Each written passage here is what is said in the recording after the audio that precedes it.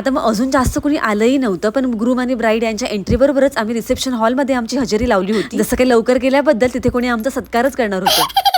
स्टेजकडे मग जास्त गर्दी नाही हे बघून आम्ही पटकन जाऊन नवीन जोडप्याला बेस्ट विशेष दिले. राहून मला मात्र एकच प्रश्न सतावत होता की जेवणाचा मेनू काय असेल.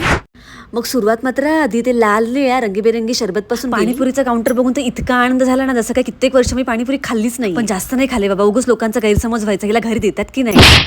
आणि मग 5 मिनिटं ब्रेक घेऊन जरा इकडे तिकडे बघितलं, कारण कोणाला असं नको वाटायला की ही दिसते चिमणी एवढी आणि खाते मात्र हत्ती एवढं.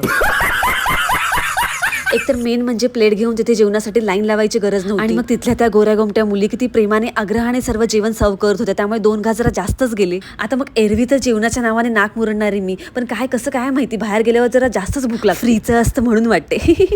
मनसोक्त पोट भरून जेवल्यानंतर मग आलं ना टेन्शन, कारण मग इथून जाऊन नंतर मला नाईट शिफ्टला देखील जायचं होतं. उगाच मग झोप नको लागायला तिथे. चलो बाय.